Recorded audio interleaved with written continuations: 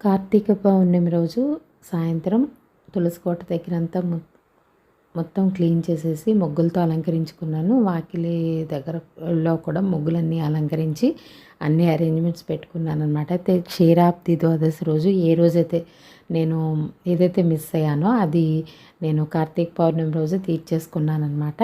అయితే నేను 365 ఒత్తులు ఉంటాయి కదా, అవి కూడా నేను ఆవు నెయ్యిలో తడిపి పెట్టుకున్నాను. అయితే మేము భార్యాభర్తలు ఇద్దరిది కలిపి ఆవు నెయ్యిలో తడిపి పెట్టాను అనమాట. అంటే 365 730 ఒత్తులు కలిపి వెలిగిస్తాం అనమాట.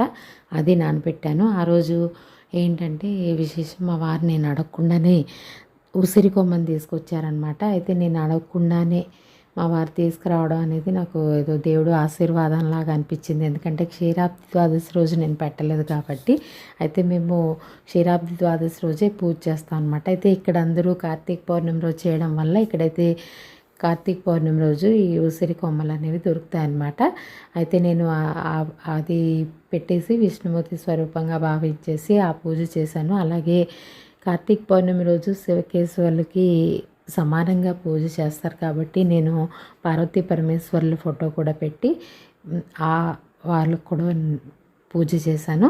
ముందుగా వినాయకుడి పూజ, తర్వాత పార్వతీ పరమేశ్వర్లు, తర్వాత తులసి ధాత్రి కలిపి చేశానన్నమాట. తర్వాత 365 ఒత్తులు కూడా వెలిగించాను. అయితే ఆ రోజు కార్తీక పౌర్ణమి కాబట్టి మార్నింగ్ నుంచి ఉపవాసం చేసి చంద్రుడికి పూజ చేశాను అనమాట. చంద్రుడికి రూపంగా భావించి ఒక కాయిన్ని, వెండి కాయిన్ ఉంటే అది తులసి కోటలో పెట్టి పూజ చేశాను అనమాట. ఆ తర్వాత ఈ దీపాలన్నీ వెలిగించేసి ఇండ్లంతా అలంకరించి తర్వాత ఆ రోజు టపాకాయలు కూడా కాల్చడం అనేది ఆనవాయితీ అంటారు కాబట్టి మా పిల్లలు కూడా ఆ రోజు లేరు, ఏదో ఫంక్షన్ ఉంటే వెళ్ళారనమాట. మా అబ్బాయి అయితే ముందే తీసి పెట్టి కంపల్సరీగా కాల్చు అని చెప్పి పెట్టాడు. అందుకోసం ఒక మతాబా 2 కాకరపోతులు కాల్చి ఆ తర్వాత చంద్రుడిని చూసి చంద్రుడికి నైవేద్యంగా పెట్టిన ప్రసాదాన్ని అంటే చలిమిడిని తీసుకుని ఉపవాసాన్ని ముగించాను.